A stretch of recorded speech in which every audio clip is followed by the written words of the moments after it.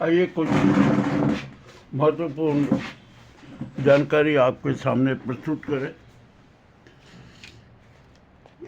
मौसम विभाग के अनुसार 4 जनवरी तक मौसम में भारी बदलाव होने की आशंका है। मौसम करवटें लेगा, पहाड़ों पर भारी बर्फबारी होगी। उत्तरी भारत में शीतलहर, वर्षा और ओलावृष्टि की भी संभावना जताई गई है। मध्य प्रदेश का भी मौसम बड़ा खराब होने की संभावना है। 29 तारीख की शाम से 4 जनवरी तक मौसम बदल सकता है। जो भी होता है ना, प्रकृति का से कौन लड़ सकता? जो प्रकृति चाहेगी वही तो होगा। ठीक है, अब जो भी है हमें तो ज़िंदगी से जंग लड़ना ही है और जीतना भी है, ये भी तय है, चाहे परिस्थितियाँ जो भी हो। अब आइए हम दूसरी बात करते हैं, मामला संघ का है। अब संघ के चेहरे से तो अनेक प्रकार के राज खुल रहे हैं, उसके चेहरे से नकाब हट रहे हैं। और संघ के पास में करोड़ों की संपत्ति कहाँ से आई, ये भी एक बड़ा सवाल है। करोड़ों की जमीनें कहाँ से आई, ये भी अहम सवाल है। मामला बड़ा विचित्र है। अब यहाँ पर संघ का जो सवाल है कि संघ क्या, कौन सा स्वरूप है संघ का? क्या वो राजनीतिक स्वरूप है? क्या उसका सांस्कृतिक स्वरूप है? क्या उसका धार्मिक स्वरूप है? आखिरकार संघ का लक्ष्य क्या है और उसका स्वरूप क्या है, इस पर भी अभी बड़ा पेचीदा सवाल खड़ा हो रहा है। ठीक है, जो भी अब संघ की जो हमने जितनी भी गतिविधियां देखी ना, उससे तो ऐसा लगा कि संघ को सिर्फ जमीन, धन और सत्ता पर अपना नियंत्रण होने के अलावा कुछ भी नहीं है। इनको कोई संस्कृति से मतलब नहीं, इनको संविधान से मतलब नहीं, सनातन धर्म से मतलब नहीं। इनको तो सिर्फ अपना जो नाजिक गैंग ने जो हिंदू धर्म का जो नाटक किया है ना, सिर्फ उससे सरोकार है और उसके आधार पर ही ये अपनी राजनीति कर रहे हैं, धन कमा रहे हैं, जमीनें हड़प रहे हैं। अब संघ के पास में कितनी ज़मीनें, कितनी सरकारी ज़मीनें, कितनी लीज की ज़मीनें, ये सारी जांच का विषय है। अब जांच करेगा कौन? भारत में तो कुछ संभव ही नहीं है। अब आप संघ अमेरिका में क्यों लॉबिंग करता है और किसके लिए लॉबिंग करता है, ये भी एक बड़ा अहम सवाल है। और जिन्होंने संघ ने जो 3.25 करोड़ में लॉबिंग के लिए जो एक कंपनी को ठेका दिया है ना, वो कंपनी तो पाकिस्तान के लिए भी लॉबिंग करती है, भारत के लिए भी लॉबिंग करती है। इस प्रकार के जो नाटक होते हैं ना, ये भी अपने आप में बड़े विचित्र हैं। अब आइए हम यहाँ पर बात करते हैं कि संघ को अमेरिका से कितना माल मिला। उसने 3.25 करोड़ रुपए में तो लॉबिंग का ठेका दिया, किंतु वहाँ पर चंदे के रूप में कितना माल वहाँ से संघ को मिला, ये भी एक अहम सवाल है। वहाँ अमेरिका का एक कानून है कि वहाँ पर बिना पंजीयन के कोई भी संस्था धन संग्रह नहीं कर सकती है। तो संघ का विदेश अमेरिका में पंजीयन है, भारत में नहीं है। ये मामला बड़ा उजागर है, जांच का विषय है। अब सूक्ष्म जांच तो होना ही है। अब मोहन भागवत धन संकट में फंस गए। आखिरकार अब तो सारे आज शोध बताना पड़ेंगे, सारा सच उजागर करना ही पड़ेगा, जो भी हो। क्या बात कर, अब हम यहाँ पर बात करते हैं कुलदीप सेंगर की। आज अभी सुप्रीम कोर्ट खुलेगी और कुलदीप सेंगर का मामले की जांच है ना, और उसका परीक्षण 3 सदस्यीय समिति करेगी। सीजीआई चीफ उसमें चीफ हैं और 2 अन्य न्यायाधीश हैं। अब देखते हैं क्या होता है, क्या नहीं होता है। मामला तो बड़ा विचित्र है। और दिल्ली हाई कोर्ट की तो पोल ही खुल गई और वहाँ पर जो जिसने सेंगर के संबंध में जो निर्णय दिया है ना, उनकी भी हिस्ट्री खुल गई। गोधरा कांड में भी वही थे, राम जन्मभूमि विवाद में भी मामले में भी उन्हीं का नाम था। और अब जो यहाँ पर कुलदीप सेंगर का भी आया है ना, उसका भी बड़ा विचित्र खेला। खैर जो भी हो, अब सुप्रीम कोर्ट की साख तो दाव पर के, सुप्रीम कोर्ट को अब सही निर्णय देना पड़ेगा, क्या होगा। और अब भारत में अब तो रेप रेप रेप रेप की चर्चा हो रही है और कोई किसी चर्चा नहीं है। उन्नाव का रेप कांड की खूब चर्चा है, वो राष्ट्रीय स्तर पे हो रही है।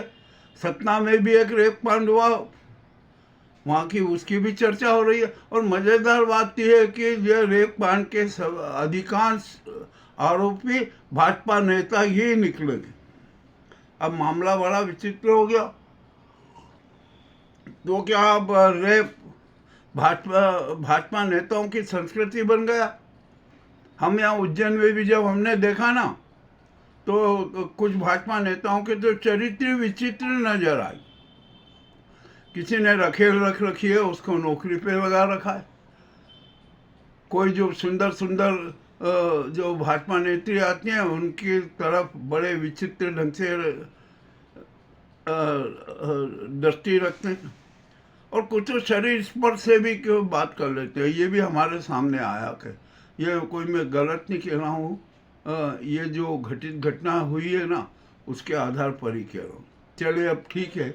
अब ये तो जो रेप का मामला है, अब तो भाजपा में, अब भाजपा को सब सारे सिद्धांत छोड़कर मेनकावाद का एक नया सिद्धांत लागू कर देना चाहिए कि मेनकाएं आओ, हमारे साथ रहो और सब कुछ खुश रहो, हमें भी खुश रखो और तुम भी खुश रहो, और सत्ता की खूब मलाई मिलेगी तुम्हें, पद भी मिलेगा, सम्मान भी मिलेगा, सब मिलेगा। चलिए ये भी एक बात अब हो गई। अब जो अरावली कांड में तो बड़ा और विचित्र खेला हो रहा है, और संभवतः हो सकता है सुप्रीम कोर्ट पूर्व अपने ही निर्णय को पलट दे, ऐसी भी संभावना नजर आ रही है। मामला तो बड़ा विचित्र है। अरे हमारे भारत की प्राकृतिक भू संरचना पर आप कैसे उंगलियां उठा रहे हो? जो हकीकत है उसको आप कैसे झुटला रहे हो? ये भी मामला अपने आप में बड़ा विचित्र है। अब देश में हालात तो बिल्कुल बेकार हो गए हैं, इतने खराब हो गए हैं कि जिसकी कोई सीमा नहीं। और हमारे देश में तो है ना, खूनी गृह युद्ध की तैयारी पूर्ण होती नजर आ रही है।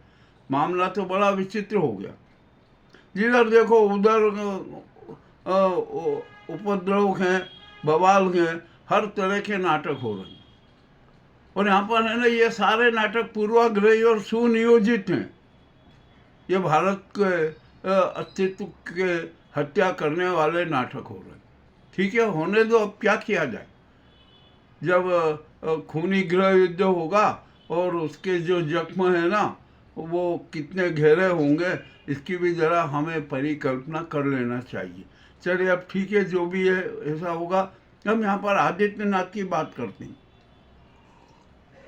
आदित्यनाथ तो अपने आप में स्वयं को योगी घोषित करते हैं, और हमारे हिसाब में तो हमें आदित्यनाथ ही मानते हैं। आदित्यनाथ में योगी होने का एक भी तत्व मौजूद नहीं है। वे राजनेता जरूर है और सत्ता के शीर्ष पर बैठना चाहते हैं, ये भी किसी से छिपा नहीं है। उन्होंने किस तरह से जातिवाद को मूर्त रूप दिया, ये भी किसी से छिपा नहीं है। अरे वहाँ पर उन्होंने समाजों के सम्मेलन बैन कर दिए, किंतु वहाँ पर राजपूत समाज के विधायकों के सम्मेलन हो रहे, दलितों के भी सम्मेलन हो रहे हैं, और ब्राह्मणों विधायकों भी सम्मेलन हो रहा है। ये सम्मेलन तो चल ही रहा है। अब यहाँ पर अब जनता कह रही है ना कि जो आदित्यनाथ है ना, ये योगी तो है नहीं, एक आकांक्षी राजनेता हैं, वे पद के लोभी हैं, पद चाहते हैं। वे सीएम पद भी कैसे इन्होंने प्राप्त किया, ये भी किसी से छिपा नहीं है। और अब तो जनता कह रही है कि जो गोरखनाथ मठ के जो मठाधीश है ना, वो भी बनने लायक नहीं है। तो अब मामला तो बड़ा विचित्र हो गया। अब आदित्यनाथ क्या करेंगे, क्या नहीं होगा, अब कैसे क्या कह सकते हैं। अब आइए यहाँ पर उन्नाव में एक अफवाह फैलाई जा रही है कि आदित्यनाथ ने कुलदीप सिंघार का घर तोड़ने के लिए बुलडोजर की घोषणा कर दी है, परंतु ऐसा तो कहीं कुछ है नहीं, न प्रशासनिक ऑर्डर है, न कहीं किसी प्रकार की कोई जानकारी नहीं है। ये तो सिर्फ एक अफवाह फैलाई जा रही है। और अफवाह क्यों फैलाई जा रही है, ये भी मामला बड़ा विचित्र है। अब जो भी होता है ना, हमारे देश में तो सब कुछ नाटक हो रहा है, और हमारे यहाँ के राष्ट्रपति जी के खिलाफ भी अब तो लोगों जनता में आक्रोश पैदा हो गया था।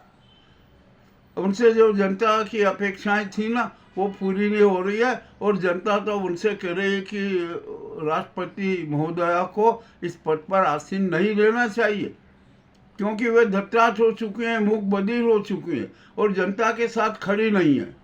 उनको राष्ट्र की चिंता नहीं है, संविधान की चिंता नहीं है, जनता की चिंता नहीं है, सनातन धर्म की चिंता नहीं है, मानवीय मूल्यों की चिंता नहीं है। तो जब ऐसा व्यक्ति राष्ट्रपति पद पर बैठा हो तो जनता का आक्रोश होना स्वाभाविक है।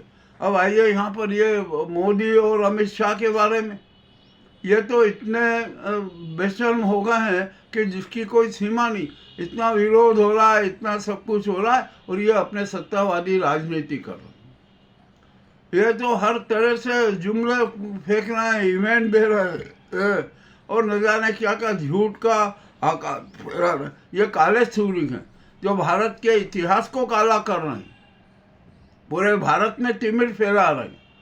इनका लक्ष्य ये है कि भारत को है ना तबाह करके रख दो। तो ऐसे तत्वों को भी अपने पद पर बने रहने का अधिकार नहीं है, किंतु बेशर्म जैसे पद पर चिपके हुए हैं। इनको सत्ता से मोह है, और जो ये विप और बजरंग दल जो नाटक कर रहा है ना, उससे समूचे विश्व में भारत की निंदा हो रही है। ये सबसे बड़ा दुर्भाग्य की बात है।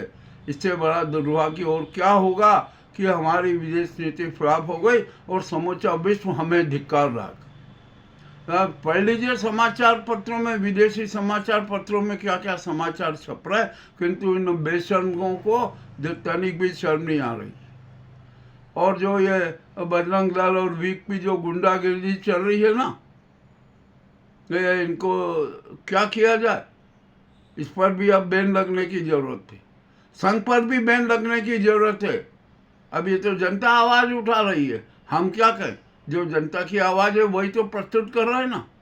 तो अब ये संघ को भी अपना चरित्र बदलना पड़ेगा। मामला तो बड़ा विचित्र हो गया, और सनातन धर्म के अतिरिक्त कोई दूसरा धर्म इस देश में लागू नहीं है। ये भी एक खुली कट बात है। और जो हिंदू हिंदू हिंदू राष्ट्र की बात करते हैं ना, ये तो इनका एक जुमला है, और जितने भी जनता है ना उनको भ्रमित करने वाला नारा है। आइए हम यहाँ इनसे मोहन भागवत जी बताएं कि भारत में सच्चे हिंदू कितने, सच्चे हिंदू कितने, उनकी संख्या कितनी है, उनकी जनसंख्या कितनी है। और एक बात ये भी जान ले कि जैन अपने आप को हिंदू नहीं मानते, सिख अपने आप को हिंदू नहीं मानते, आदिवासी अपने आप को हिंदू नहीं मानते, बुद्धिस्ट अपने आप को हिंदू नहीं मानते, और दलित अपने आप को हिंदू नहीं मानते। तो आपके हिंदुओं की आबादी कितनी है, और किस आधार पे आप कह रहे हो कि भारत हिंदू राष्ट्र बनेगा? भारत हिंदू राष्ट्र नहीं, भारत सनातन धर्मी राष्ट्र था, है और हमेशा रहेगा। ये खुला स्पष्ट है।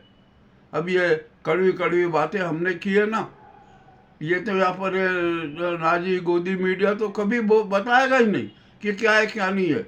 हम तो सत्य के प्रति समर्पित हैं, और सच सबके सामने प्रस्तुत करते हैं, बेबाक तरीके से प्रस्तुत करते हैं। हमारा कोई पूर्वाग्रह नहीं है। हम भारत के प्रति समर्पित हैं, संविधान के प्रति समर्पित हैं, मानवीय मूल्यों के प्रति समर्पित हैं, और सनातन धर्म के प्रति समर्पित हैं। अतः सत्य सबके सामने रखते ही रहेंगे। आपको ये समाचार कैसे लगा हमें अवश्य बताएं। बहुत बहुत धन्यवाद।